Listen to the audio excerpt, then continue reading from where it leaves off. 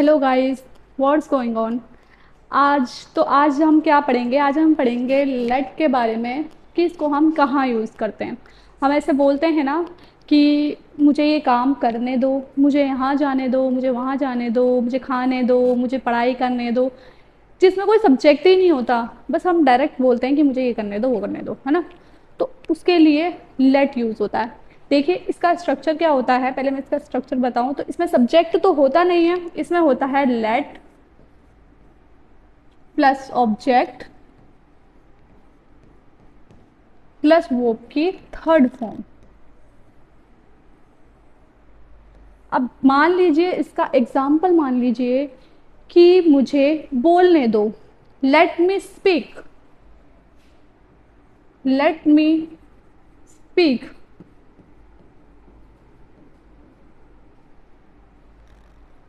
मुझे मुझे क्लास लेने दो, let me take the class, let me take the class. उसको सच बोलने दो, let her speak the truth, या उसको सच बताने दो, let her tell the truth. ठीक है, let her tell the truth. तो ये लेट इस चीज़ के लिए यूज़ होता है कि हमें ये काम करने दो, हमें वो काम करने दो।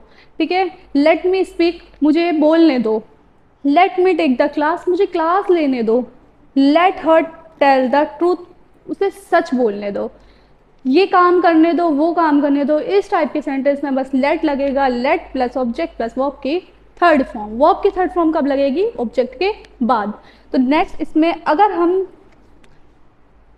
देखिए विल, अब मैं तुम्हें ये काम करने दूंगी, मैं तुम्हें क्लास लेने दूंगी, मैं तुम्हें जाने दूंगी।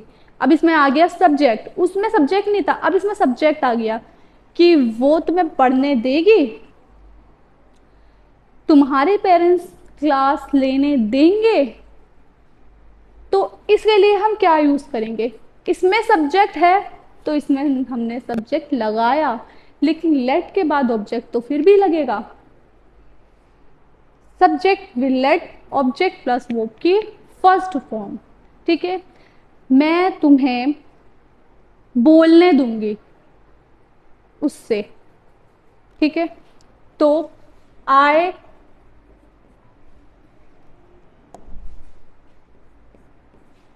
आई विल लेट यू स्पीक, मैं तुम्हें बोलने दूंगी, उसके पेरेंट्स क्लास लेने देंगे। ठीक है, तो her parents will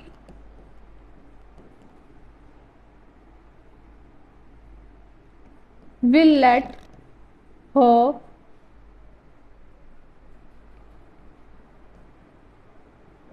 take the class। देखिए, मैं ये काम करने दूंगी, मैं वो काम करने दूंगी। एंड नेक्स्ट एक और एग्जांपल देख लेते हैं कि वो मुझे जाने देगी। ठीक है, तो she will let me go outside, बाहर जाने देगी। थोड़ा सेंटेंस को और लॉन्ग कर लेते हैं। तो ये रहे सेंटेंस कि ये काम करने देंगे, वो काम करने देंगे। सब एग्जाम्पल आपके सामने है कि I will let you speak, मैं तुम्हें बोलने दूंगी।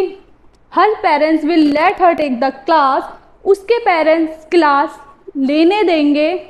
या she will let me go outside, वो मुझे बाहर जाने देगी। अब इसमें ही इसका ही नेगेटिव पॉइंट होता है कि मैं तुम्हें ऐसा नहीं करने दूंगी, मैं वहां जाने नहीं दूंगी, वो यहाँ नहीं जाने देगी। इस टाइप के सेंटेंस, तुम्हारे पेरेंट्स तुम्हें ये नहीं करने देंगे, वो नहीं करने देंगे, इस टाइप के होते हैं ना, मेरे पेरेंट्स मुझे ये काम नहीं करने देंगे, मेरे पेरेंट्स मुझे बाहर नहीं जाने देंगे, मेरे सिस्टर मुझे नहीं जाने देंगे। ये सेंटेंस जो होते हैं ये डेली लाइफ में बहुत यूज़ होते हैं, इतना नेगेटिव नहीं, इतना पॉजिटिव ज़्यादा यूज़ होता है। तो देखिए नेगेटिव के लिए हम क्या करते हैं,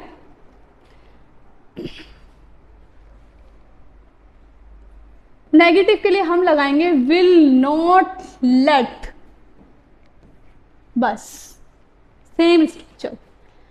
एग्जाम्पल देखते हैं कि मैं तुम्हें बाहर नहीं जाने दूंगी, तो आई will not let you go outside.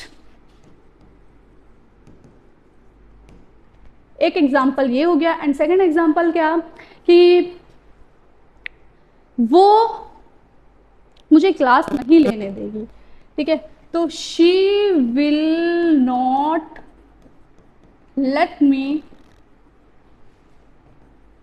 Take the class.